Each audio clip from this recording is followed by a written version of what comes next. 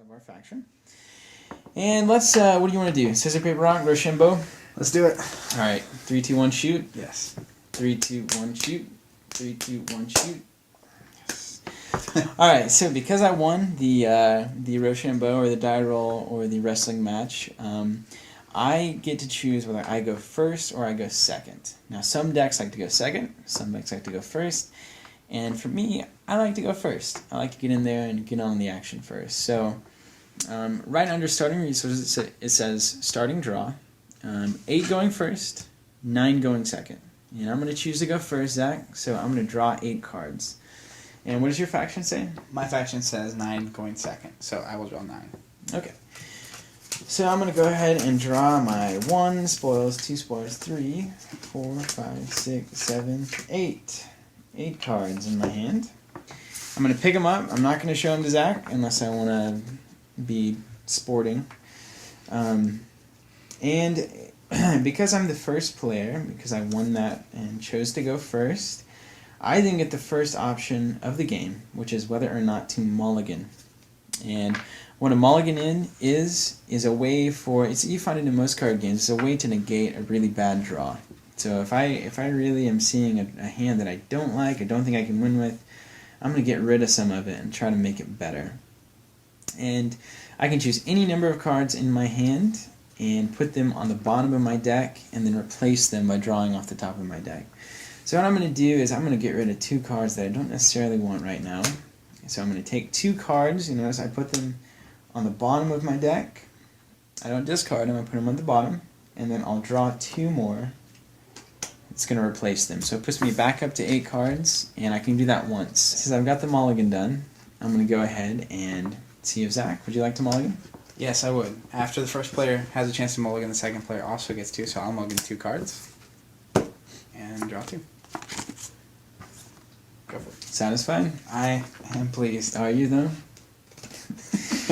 Alright, so we're going to start the game, and now we can move down to a couple of rules that we have on our faction. The first is the restore rule, which says at the start of my turn, which is now, I can restore all my depleted cards and detach all my resources from my faction.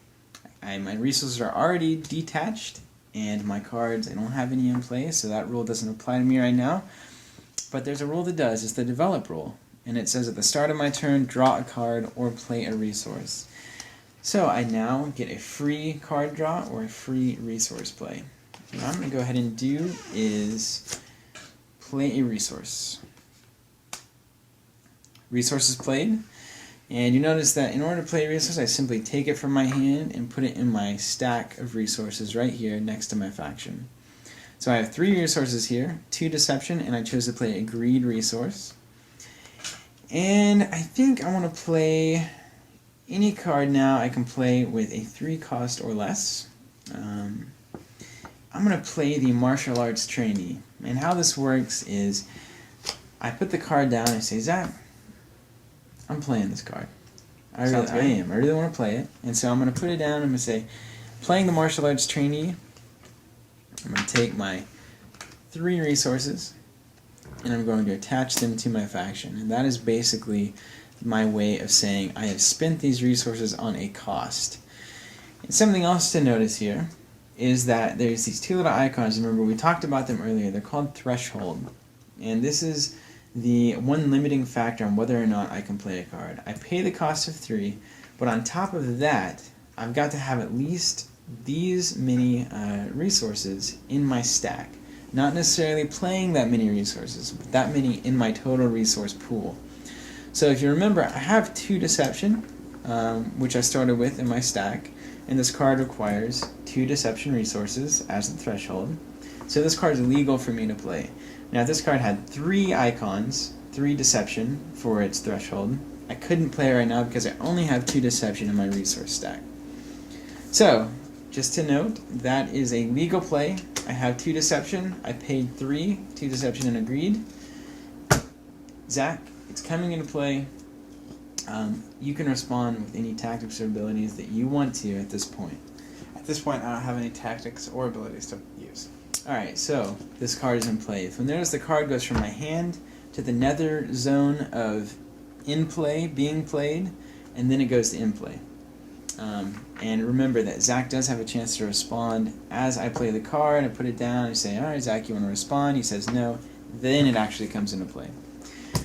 So I now have a character on the board, and it just looks, it's so tempting right now just to attack you. You don't have any cards, you don't have any characters. Nothing in play. I mean, why wouldn't I? Is there a particular reason? There is a reason that you wouldn't want to attack. Okay. What is that? The reason that you wouldn't want to attack is that for a character to attack, it must be in play, in control, at the start of your turn. So unless you had it in play and in your control at the beginning of your turn, you cannot attack with it this turn. So it's illegal for the martial arts trainee to attack me at this point. So what you're saying is that this card that comes into play during my turn can't then attack. It has to be in play from the very beginning of my turn. Correct. So it has to be in play at the same time that I detach my resources, undeplete all my cards, and get to use my develop rule. That you're saying At the start of your turn. Okay, so it's not there, so it can hang out, and I'll get to use it next turn. And I think I'll go ahead and pass the turn to you. All right. So at the end of every turn, the other player gets an opportunity to use unused resources, play abilities, or play tactics. So right now, if I had anything that just cost 2, I could play it. I don't, so I'll go ahead and take my turn.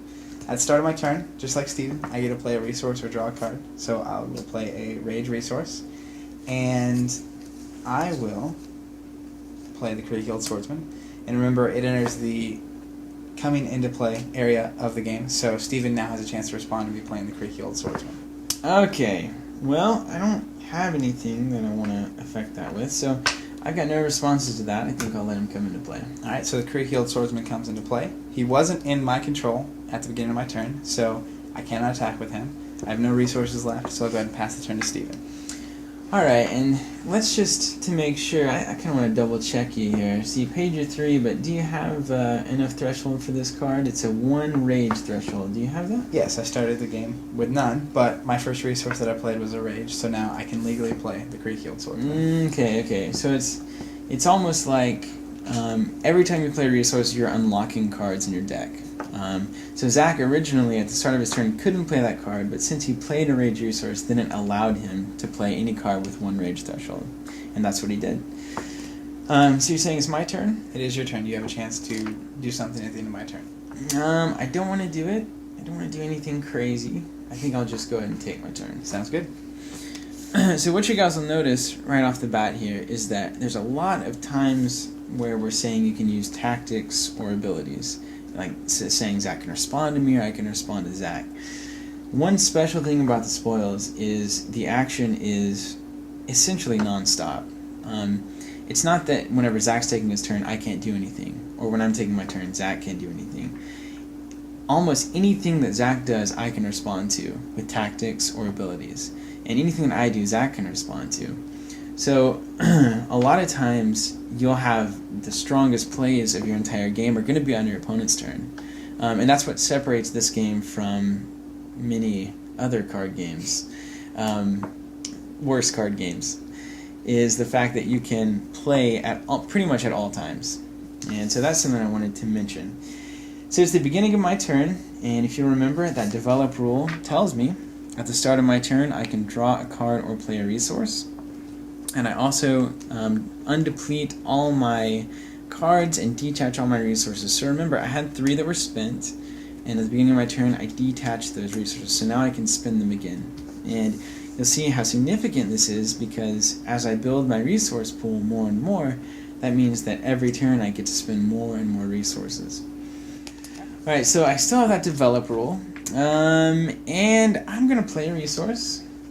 I'm going to play another greed resource from my hand to my resource stack. So now I can play any card that requires a maximum of 2 greed threshold or 2 rogue threshold. And let's see, first thing, do I maybe want to attack? Yeah, you know what, I think I do want to attack, but first I would like to pay 1 for a location. And now my location I'm just going to put here back behind my characters. And this is the Clandestine Resort. and it has a structure value of 5, so it can take 5 damage, and it says all my characters gain 1 life. So this is a static thing that happens. My martial arts trainee now is a 2 strength, 2 life, 4 speed character. And you know what? I think I want to do something more than that. I'll go ahead and pay 2. I'm scared. For the rocket boots. And the rocket boots are a rogue item. It says gear, and it gives the attached character +1 strength and +1 speed. It's a 1 threshold rogue card. You notice I have 2 rogue resources in my stack, so I can definitely play it. And I'm gonna. So now I got a martial arts trainee with boots on. Rocket boots. And the creaky old swordsman looks like a slow guy. He's creaky. And I got a rocket-booted martial arts trainee who looks very fast. So I'm going to go ahead and just swing on in here. And the way this works is I say, Zach, I'm going to attack your faction. Right. And I deplete my card. Okay, this is the way that an attack works. It starts undepleted. I can do this whenever I feel I'm making an attack. I say, I'm making an attack, I'm attacking your faction, I deplete. At this point, I can play tactics or abilities, and then Zach can play tactics or abilities. So, let's see, I have 1 resource, I don't have anything I want to play, I don't have any abilities I want to use. So Zach, do you have any tactics or abilities? I do not have any tactics or No abilities. tactics or abilities. Okay, so that means that this card is successfully attacking without any tactics or abilities going on. Now, Zach, you declare your blocking parties if you so choose. I will not block with any characters. Okay, so because you have the creaky old swordsman out, you could potentially block my character, and that would cause a battle to happen, but you've chosen not to block. So this damage is going to go straight to your faction, which is a total of 2 strength plus 1 for the rocket boots. So your faction is going to take 3 damage. So you would go from influence of 20 to an influence of 17. Correct. However, please note that before the damage is assigned and done, you have yet another chance to play tactics and abilities. Another chance. And I have a chance to play it after you get an opportunity. It's like this game, you can always do things. You can always do things in this game. So what you're saying is, I chose to attack, you chose not to block, and then I get another chance to play tactics or abilities. Correct. So if you wanted to play something that gave you more strength, or something that did something similar to that, you could potentially do more damage, and I wouldn't have a chance to block. Well, I don't have anything. Do you have any tactics or abilities? I do not. So now your damage would be... Okay, so we would assign the damage. I would take my handy dandy pen out.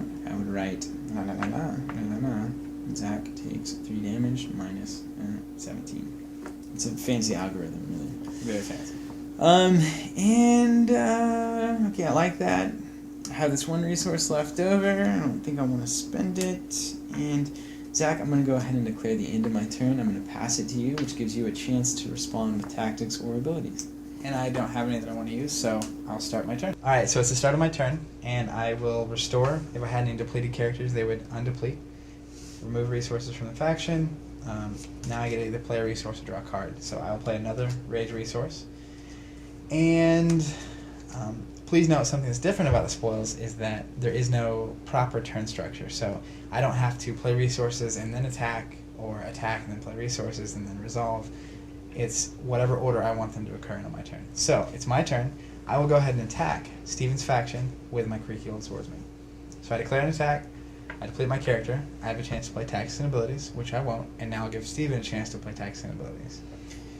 Well, I don't think I have any. I don't respond. Okay, so now you have a chance to choose blockers, which all of your characters are depleted. Well, I can't. Yeah, you said I can't block with anything because in order to block my character, it has to be undepleted. And since I attacked, my character's still depleted, and I can't block you, so I can't do anything about it. Alright, so now I get another chance to play tactics and abilities, and Steven will, so I don't have any. I don't have any either. So now my damage just goes through to your faction. Okay. So your faction takes 3. Alright. Steven will mark that down. And now I will spend resources on a swarm of gnats. So I'll pay 4, check that I have the 2 obsessions in play to play this character.